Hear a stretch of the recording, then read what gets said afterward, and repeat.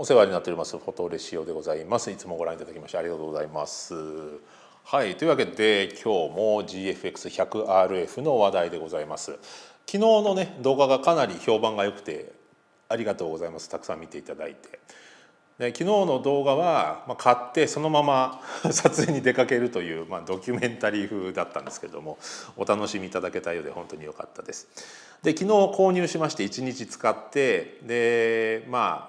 一晩寝て今朝ですね GFX100RF のすごい真の姿にちょっと気づいてしまったので動画を作ろうかなと思って動画を回しております。はい。で実際に1日がっつり使った上でのまず前半部ではですねいい点悪い点みたいなのをちょっと僕の使用した感じというところでお話しします。そして後半部ではこの GFX100RF の持つ真の狙い真のコンセプトみたいな部分をちょっとお話しできればなと思っております。実はこれ GFX って名前ついてるんですけど GFX ではないんじゃないかというのが私の結論でございます。よかったら最後までご覧ください。まずはいい点悪い点からいきましょうか。いい点はですねたくさんあります。はい。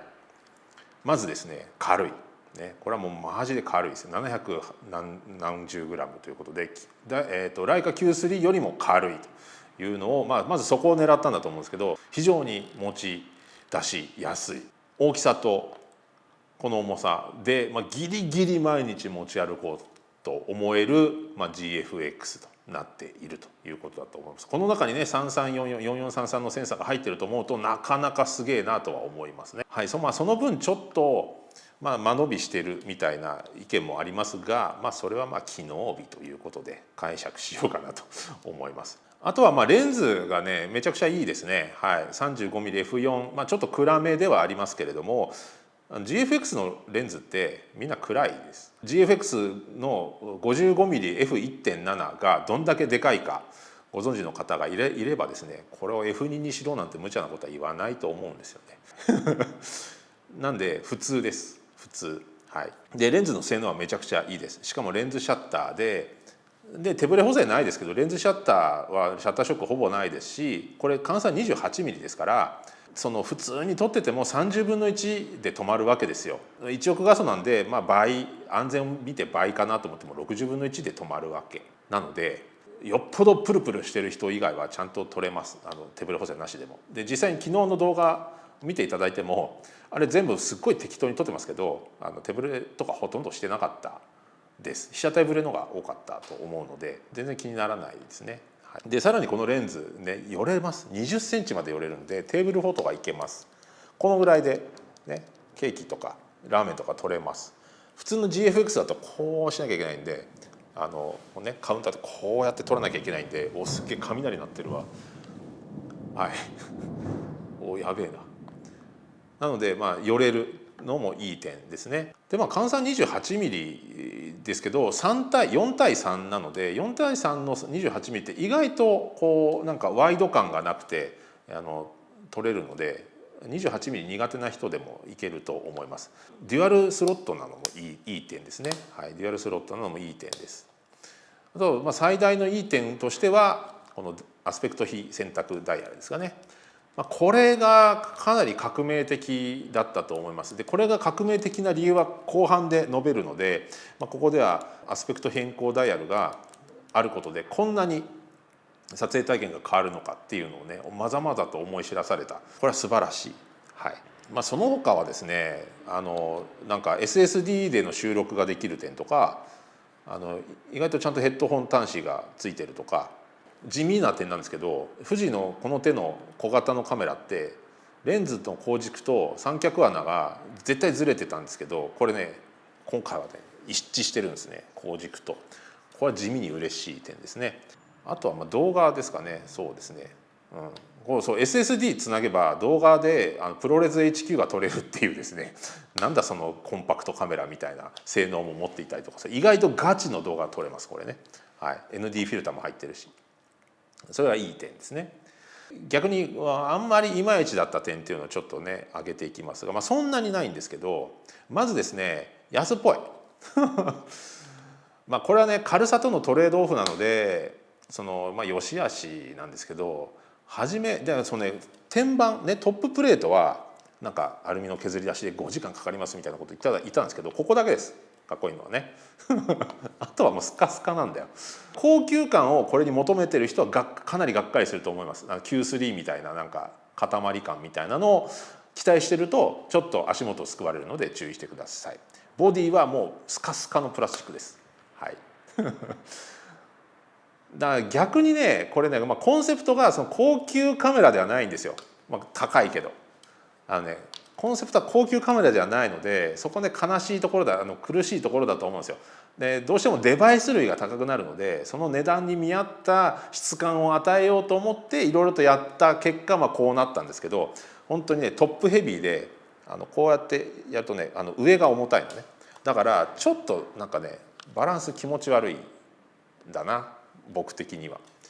それでも全体的に軽いのでそんな気にならないし、毎日持ってますけど、持ち歩いてますけどっていうか2日目だけど、馴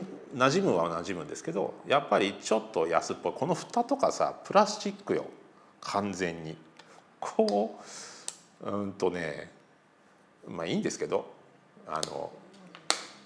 性能がありゃいいので僕はいいんですけど、75万のカメラがだーっと思って出すとちょっとがっかりとかびっくりすると思います。ただこれはそういうカメラではない、高級カメラではないので、そこら辺間違えないようにしてください。値段は高いけどね。なんでおそらくデバイスの高さを値段に付加するためにどうしてもある程度の質感は必要だと思って頑張った結果がこれなんだと思うんだけど、そこはなんとなく分かります。まず、ちょっと安っぽいところがあるっていうところですね。あとはですねちょっとなんかダイヤルの重さがなんだろう、これはチューニングなので好みかな。ちょっと粘る感じがするのでどうかなと思いますが、それはいいか。で一番嫌なのがこの人差し指のとこですね。シャッタースイッチ、シャッターボタンと電源のそのスイッチと前ダイヤルとデジタルテレコンのレバーがこう同軸に配置されてて、で前ダイヤルが真ん中にあるんですよ。で前ダイヤル真ん中にあって、これちょっと分厚くなんか幅広めになってるんだけど、それでもちょっと不意にデジタルズームのレバーを触っちゃって動いちゃう。前のダイヤルを回したらデジタルテレコンが動いちゃうみたいなことがあるので、これは、僕に言わせれば失敗なんか電源スイッチをこれにしないでここにデジタルテレコンのレバーにしとけばよかったんじゃないのって思うけどね。ただ慣れればなんとかなります。でどちらかというとこれをレバーをわざわざつけるよりは前ダイヤルに押し込みの操作で、これ前ダイヤル押し込みできないんですよ。前ダイヤルに押し込みのスイッチ入れといてメニューの構成とか動作を立体的にしてくれた方が僕は良かったんじゃないかなと思います。好みの問題だけどね。なんで106とかのその前ダイヤルの押し込みは使えません。でも不満点といえば、大きな不満点といえばそのぐらいですかね。それ以外はいわゆるその中身は富士のカメラですので、そのダイヤル操作系との兼ね合いでメニューがね非常に複雑で、これがなんで動かねえんだこことか、そういうことは結構あるので、初めての人は結構戸惑うかなと思うんですけど、富士に慣れてる人は大丈夫だと思います。で最大の悪い点は高いとはいえあれですよ、体験は素晴らしいと思っているので75万でも別に後悔はしてないですけど、やっぱでもちょっと高いな。ただ僕はこの新コンセプトのカメラの1号機を発売日に手に入れてこうやって触ってああだこうだ喋れるのは非常に幸せなことだと思っているので、別に後悔はしていません。値段分は元が取れていると思ってます。ただ高いとは思います。なんでちょっとおいそれとね、じゃあ買おうかなって値段じゃないので、今日の僕のレビューというか話をよく聞いてからぜひね買っていただきたいと思います。あと本当に細かい点なんですけど、これいろいろとねフードとかストラップとかついてる。で特にストラップついてて、ストラップはちゃんとクライミングロープの伸びないやつなんだけど素晴らしいね、ロープは素晴らしいんですけど、そのねここのアイレットにつなぐためのダブルリングがめっちゃちっちゃくて K がねすっごい取り付けづらいまあそのぐらいかな。ただまあ僕はこのアイレットの部分は中のインナースリーブを抜いちゃってこういうふうな他社製のねクイックリリース的なピークデザインとかウランジとかこれはPGY テックですけどのつけてます。なのでインナースリーブ抜かないとこれは通らないので、これやりたい人は注意してください。インナースリーブの抜き方がわからないよっていう人は要望を上げていただければ動画にします。多分1分ぐらいの動画になると思いますけど、はい、ぐらいかな。なのでまあこのカメラを使う上での致命的な不満点とかはないです。で、よく言われる、手ぶれ補正がないとかレンズが暗いとかっていう点に関してはそんなに僕は気にならない欠点だとは思ってないです。ボケないっていうけどこれ20センチまで寄れますから寄れはい、レンズの仕組みを分かってる人だったらそんなことは言わないんですよ。はい、とか言って怒られてたりとかするんですけど、僕は気にならないです。で GFX のレンズは基本的にみんな1段暗いんですよ。1段とか暗いんですよね。なので僕はそんなに気にならない。感度ガンガン上げて大丈夫なんでそこは恐れずに感度上げて使ってください。あとはまあちょっと軽い小さいってみんなが言うからさぞや軽くて小さいだろうと思いますけどでかいです。言ってでかいです。はい、かなりマッシブなので塊にはなってるのでじゃあさぞや携帯によろしいんでしょうなと思って買うとちょっとでけえじゃんってなると思うので、そこは実際に実物を見た方がいいと思います。実際僕もここそんなにちっちゃくねえじゃんって思いました。もちろん GFX に比べればちっちゃいんだけどオートフォーカスはこれ結構レンズの大部分が繰り出しでフォーカスするのでやっぱり爆速ではないです。かなり機敏に動きますけどやっぱ重たいのでコンティニュアスも効くんですけどよっぽど速い被写体とかは追いつきませんのでオートフォーカスはそんなに期待しない方がいいです。はい、ただ顔認識とか瞳認識はね普通にするのでゆっくり撮る分には問題にはならないとは思いますけどね。あとこれは欠点ってほど欠点じゃないんですけどこれもなんかサイズを優先してのことだと思うんですけどチルト液晶がちょっと出来悪いですね。なんか、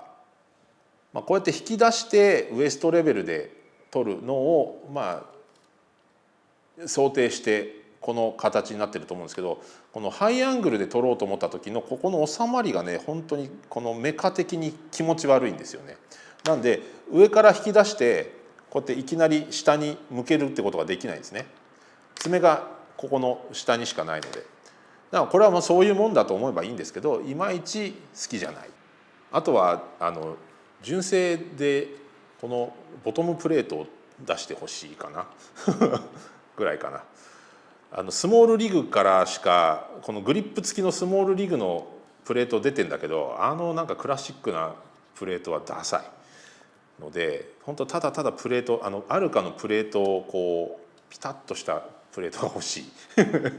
それはサードパーティーに言えって感じかな。はい、ということでございまして、いい点悪い点挙げましたけれども基本的には美点の方が上回っているそして素晴らしい体験ができるカメラだと思っております。なんで欠点に目をつぶって買うとかって感じではないね。欠点はそんなにでかくないです。とにかく高い値段の割にはちょっと安っぽく見えるみたいな感じでしょうか。ただ体験は値段以上のものがありますという話を後半に続くって感じなんですけど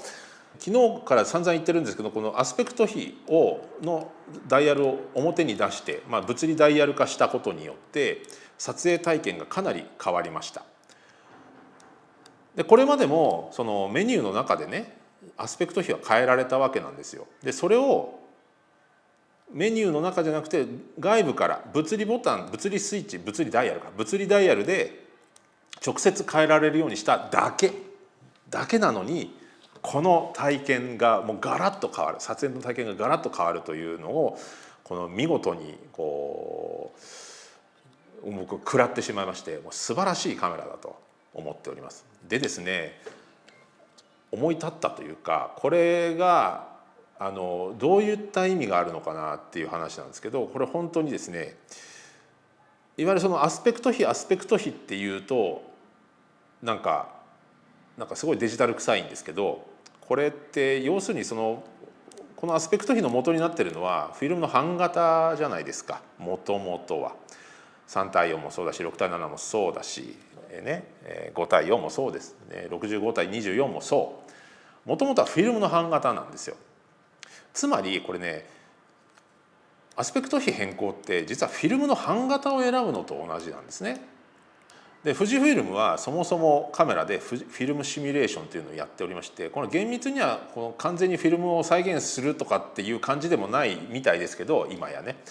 その色をね選ぶわけじゃないですか。要するにそのフィルムの性能、感光剤の性質っていうのをこれ色として選ぶわけですよね。で本当のフィルムってケミカルないろいろなものの配合で色が変わっていくわけですけれども、そのシートを35ミリにしてロールにして出すのか、シノゴのシートにして出すのかっていうのは違いなだけで、フィルムとしては同じフィルムを使ってたわけですよ。このアスペクト比変更ダイヤルはこのねフィルムのシート、フィルムの性能を選び版型を選ぶという本当に本来のフィルムの選択のプロセスをこのカメラの中に入れちゃったってことなんですよ。わかります？つまりですね、これ GFX100RF は富士フイルムが昔から本当はやりたかった本当の意味でのフィルムシミュレーションカメラなんですよ。GFX の派生でこれを作ったんじゃなくて、本当にフィルムシミュレーションができるカメラを作ろうと思ったら、富士フイルムが使えるデバイスは GFX のセンサーだったということなんですね。実用レベルでいくとすると、もう現実界として GFX の4433センサーを使うしかなかったので GFX って名前になっちゃったっていうだけなんだと僕は思ってます。この GFX100RF は GFX シリーズではなく、富士フイルムが考えた最高の一番作りたかったカメラがこれなんだと思います。真の意味でのフィルムシミュレーション機という位置づけで出してきたカメラだと思います。もちろんそれはね、ただただ単純にこのアスペクト変更ダイヤルを外に出しただけかもしれないんですけど、そんなことで撮影体験そんな変わらんやろ、いらんやろこれって僕は思ってました。そんなことない、もう本当に楽しかった。でこれが富士フイルムがやりたかったカメラなんだというのを確信しました。違ってたらごめんなさいでこれまでもメニューの中にあったけど、これを表に出すことによって意味が大きく変わったんだと思います。でこれが本当にフィルムシミュレーションというものを、富士フイルムが考えているフィルムシミュレーションを、完成させたカメラになったんだと思います。そしてそれを実現するために、デバイスを選んでいくと必然的に GFX のセンサーになったというだけなんだと思います。理想ありきで作っていったカメラだと思います。それの第1号機がこれで、それにはどうしてもやっぱりね、ある程度のクオリティを担保するためにはやっぱり1億画素ぐらいは必要だったよねということなんだと思います。これを APS-C の X100 シリーズではできなかったんだと僕は思いますね。これは富士フイルムが考えた一番やりたい理想のカメラのうちの1台という位置づけなんだと思います。だからこれはね GFX であって GFX ではないんですよ。 GFX という名前ついてるんですけど GFX シリーズとして語られるとちょっと片手落ちになるカメラになります。もちろん3344のセンサーを使って超高性能な 28mm レンズを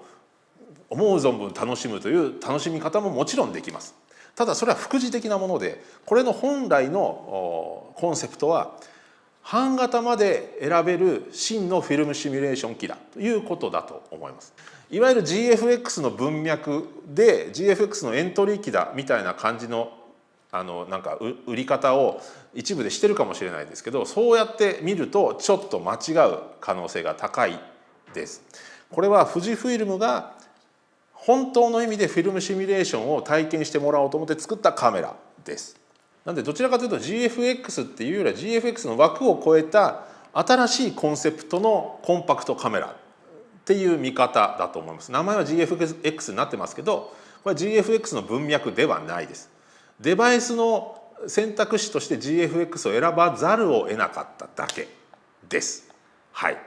以上なんですけど、なので、GFX をちょっとでも体験したいみたいな気持ちでこれを買おうかなって考えてる人は悪いこと言わないので GFX50S2 の中古とかを買ってください。絶対そっちの方が幸せになれます。でそういった意味でね、で結局値段が高くなるので GFX って言って売らなきゃいけないし、ちょっと高級ですよって言って売らなきゃいけないんだけど、これは本当体験が素晴らしいんですよ。ただ体験がめちゃくちゃ素晴らしいですよって言って75万でございますっていうのは言えなかったので、GFX でラージフォーマットで、画質素晴らしいですよ、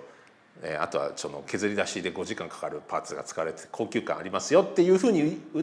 言わざるを得なかったという苦しいマーケティングの苦労も分かるんですけど、もっと撮影体験にフォーカスして自信を持って売ってもいいとは僕は思いますね。はい、なんていうの、使い勝手とか体験がねこの高級感を超えてしまってるんですよ。なんでその75万の価値は僕はもう全然あると思うんですけど、物としてはそれほど高そうに見えないみたいな部分があって、その体験がその高級感みたいな質感みたいなのを全然凌駕してるので、僕は本当に満足してます。本当に満足してます。だけどその高級感とか GFX 感みたいなのを求めると75万は高いっていう風な人が出てきてもおかしくないかな。手ブレ補正もねえのにとか、ね、レンズ暗いのにとかっていう、そういった見方をしてるとこのカメラの本当の意味での使い勝手みたいなのは見えてこないので、今日の私の話を聞いてなるほどそれならば買おうと思った人はぜひ買ってください。そうなんだ、じゃあ GFX が欲しかったんだけどって思った人は 50S2 に 50mmF3.5 で今いくら40万ぐらい中古で、なのでそっち買った方が絶対幸せになります。ちょっとでかいですけど絶対そっちの方がいいです。僕がこれ本当に好きです。大好きだけどこれは GFX として使うとちょっと違うなってなります。ただ今日も撮影あったんですけど、これは一応 28mm レンズとして一応現場投入はしてきました。はい、全然使えます。なんだけどこれに持ち出す時はマルチフィルムマルチフィルムカメラですかねとして、使う、ね、日常を自由に切り取って収めるために使うカメラ、真のフィルムシミュレーションで日常を切り取る、そういうカメラだと思っております。それに75万は僕は安いと思ってますが、皆さんがどう考えるかは皆さん次第。僕は満足している。で僕の話を聞いてなるほどなと思った人は是非これをね体験してみていただきたいなと思います。ということで、ちょっとね熱くなってしまいましたけれども、今後も GFX の話題を中心にお届けしてまいります。ね、100RF のね使い勝手みたいなのももっともっと。以上 GFX100RF は GFX ではないでした。最後までご視聴ありがとうございました。また次の動画でお会いしましょう。さようなら。